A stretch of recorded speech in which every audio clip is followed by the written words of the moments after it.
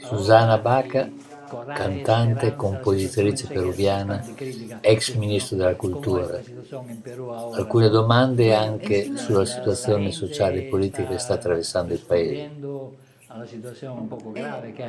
Es una situación muy difícil, políticamente muy difícil, porque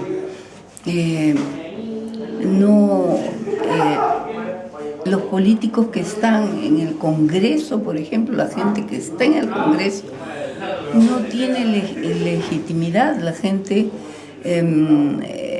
no apoya el Congreso. O sea, el deseo es que haya una señora, que haya nuevas elecciones y se vayan los. Lo que contrasta el presidente Castillo es que él no estaba preparado para ser presidente.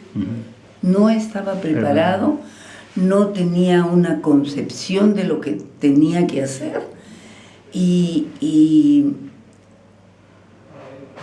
si tú no tienes la preparación y tienes la conciencia de que no sabes, buscas a los que saben. Buscas y tienes la inteligencia para juntar la gente que te va a sostener, que te va a apoyar, que te va... no al primo, al amigo de la esquina, al señor... No. Eso, pero... manejar un país es otra cosa. Pero hay esperanza por América Latina con ese cambio. Yo siento que hay esperanza, porque mira, en mi país que la situación es extrema completamente, porque nadie quiere a la presidenta de ahora, ¿no? Eso hablando de Perú. Yo tuve esperanzas de decir, una mujer en la presidencia, ¿no? Era como un triunfo y nos equivocamos completamente. Esta señora va a ser juzgada por asesinato, porque han asesinado a personas. Y ahí están los derechos humanos y los informes. Era la vicepresidenta de Castillo. De Castillo, y pasó a ser presidenta. Pero en general en América Latina, piensa que va a mejorar. Hay mucho cambio en Brasil con Lula, en hay Petro, cambios, en Colombia. Cambios. Yo espero que mi país se pongan de acuerdo la gente brillante que hay, porque hay gente brillante, y podamos tener una presidenta o un presidente que realmente conozca y tenga la habilidad de reunir las fuerzas, porque estamos muy divididos. Yo tengo esperanza, y tengo esperanza en los jóvenes que están despiertos y que salen a las calles a protestar. Por ejemplo, en estas últimas protestas, con todo su derecho a la protesta, han salido y han sido atacados. En muchos casos los han asesinado, y hay una gran indignación sobre esto, ¿no? Hay mucho racismo en mi país, y entonces tenemos que curar ese racismo, porque ese racismo es una enfermedad.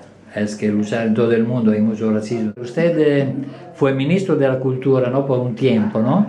En los países de la América Latina, su colega, ¿cuáles son los países de la América Latina que han hecho más en el campo cultural? No sé. Colombia han hecho por el rescate, la tradición. Un recuento de toda su música. ¿Siempre o ahora con el nuevo presidente Petro? No. Siempre independiente. Antes, mucho antes. Y esto lo hicieron con Smithsonian. ¿No? Con el Mission Institute. El Mission de Estados Unidos. Estados Unidos, sí. Ellos brindaron el apoyo logístico, material para hacer este trabajo. Ese mismo proyecto lo quería yo en Perú, pero salí muy pronto del cargo, entonces no se pudo realizar. Lo único que sí yo recuerdo perfectamente es que el trabajo en el ministerio fue sustentar la ley de consulta previa. Nosotros tuvimos muchísimos problemas con las grandes mineras, las grandes, estos pools tremendos de los hidrocarburos, por ejemplo, que iban al pueblo y sacaban el producto y la gente miraba, nada más. Y esos campesinos en esos lugares son los dueños de la tierra. Entonces tenía que haber una reunión con la minera, tener una reunión con los habitantes de ese lugar y ponerse de acuerdo. Entonces hubo una ley que me tocó a mí en el Ministerio de Cultura sustentarla. ¿No?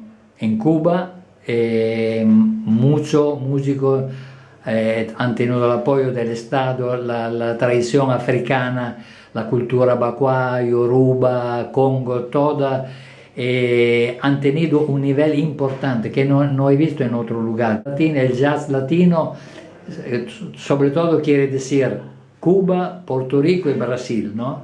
Y Perú no ha estado dentro de ese marco, en eso recorrido. Claro, Perú recién hay un interés por la música, por ejemplo en el caso de la música afroperuana, recién hay un interés, recién ya los que hacen propaganda para vender productos buscan a músicos afro para que les toquen el cajón, para construir o sea, el uso de eso. Pero no hay, como en Cuba, el respeto y la cosa de trabajo, ¿no? Y de recopilación y de estudio, porque usted ve, yo he estado muchas veces en Cuba y usted ve las escuelas, como los niños desde muy niños están aprendiendo música y están aprendiendo la historia musical de su país. Entonces, en ese sentido, Cuba, con todos los problemas que tiene, ha hecho un buen trabajo. Ha hecho un buen trabajo. Yo hablando con eso, con Omar Portuende, con usted conoce, por eso, porque en Puerto Rico, usted ha tocado con puertorriqueños, con el Calle 13, toda esa historia. Hemos estado en varios festivales de la palabra de Puerto Rico y he podido escuchar músicos, ver músicos de Puerto Rico. He estado en la escuela de música de Puerto Rico, he dado una clase maestra ahí y me han acompañado los jóvenes de ahí. Entonces hay una formación musical. Usted como afrodescendiente, ¿no? Pertenece a algún grupo de religión, de sincretismo, como hay en Cuba la santería, el vudú, la umbanda en Brasil, o no tiene esa cultura religiosa? No, nosotros hemos perdido esto porque, si bien es cierto, el Perú fue un centro de la trata de esclavos, o sea, llegaban el centro del virreinato era el Perú, y entonces ahí llegaban todas los barcos negreros con los esclavos, pero también estaban por otro lado los religiosos. ¡Ay, Dios mío! En Perú había también la religión católica muy presente. O sea, desde que llegaban los esclavos, algunos los tenían que poner en un sanatorio para curarlos de las heridas, de la trata, ¿no? Del viaje terrible. Entonces, allí los sacerdotes eran los que hacían de enfermeros, los que hacían de... y los bautizaban y les ponían una señal que era una cruz, entonces les ponían esto para que... y entonces el africano perdió su relación religiosa con su religión. Y también su lenguaje, ¿no? Los idiomas africanos se cuidan, hay un rescate hay algunas palabras, pero no queda un idioma. Usted cuando canta en Yoruba me parece que ha hecho unos números. Algunas cosas, sí. Sí, pero sí. No conoce todo el lenguaje del mundo. No. Cuando he viajado al África, ahí he encontrado más, ¿no? Ahí es donde he encontrado referencias, pero... En una canción usted dice, es una canción que me dice que es sorongo, hace como en Cuba, dice, quien no tiene de dinga, tiene de mandinga, ¿no? Sí. Es para decir que todos estamos mezclados, ¿no? Todos estamos mezclados, exactamente. El último disco que usted ha hecho y lo que va a hacer, ¿cuál es? El que hemos hecho es este que estamos presentando el programa, que se llama Palabras Urgentes. Que salió en el 2021, ¿no? 2020. Sí. No, lo grabamos... En el 2018, 19. Sí, y salió el 2020 o 21. 21, ¿no? Sí. Y después ganó el Grammy con la canción sola en... durante la pandemia. La cuarentena, ¿no? Sí. Ahora está preparando otro proyecto. Sí, estoy terminando el disco de homenaje a Chabuca Granda y que he invitado a varios artistas y entre ellos la más importante para mí es Omar Portuondo. Cantamos juntas La Flor de la Canela. Se conoció también Colombia, la onda del bullarengue, Petrona Martínez. Ay, la Petrona, que hemos trabajado juntas. Nos hemos encontrado en Europa y después de mucho tiempo ella me llamó para cantar un bullerengue con ella. Y entonces fue un encuentro muy bonito y se ganó un Grammy ese disco también. Perfecto. La última cosa que le pregunto es, ¿usted se enamoró del jazz, empezó a escuchar jazz cuándo? ¿Está aficionada al jazz? Cuando escuché a Billie Holiday. A Billie Holiday. Cuando escuché a Sarah Vaughan, a Ella Fitzgerald. Y yo las considero así como, y Aretha Franklin, por ejemplo, con esas voces increíbles. Y eso, al escucharlas, yo me acordaba de cuando íbamos a las misas, cuando moría un pariente, y iba la familia, toda la familia, y las mujeres, mis tías, cantaban así como ellas.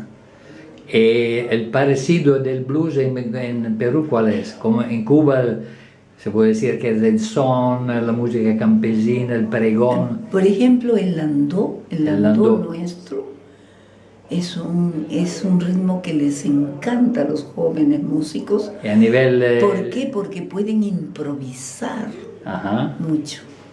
Y la décima es un idioma que hay también, es un estilo musical que hay del campo, que hay también en Perú. Sí, la décima, el repentismo. El repentismo, claro. Todavía quedan personas que hacen porque aquí, en ese marco, también hay improvisación, se puede decir que es jazz. Sí, en las letras. Poética, hay poesía improvisada, ¿no? Poesía improvisada. Bueno, encantado, gracias, muchas gracias. Muchas gracias por la entrevista.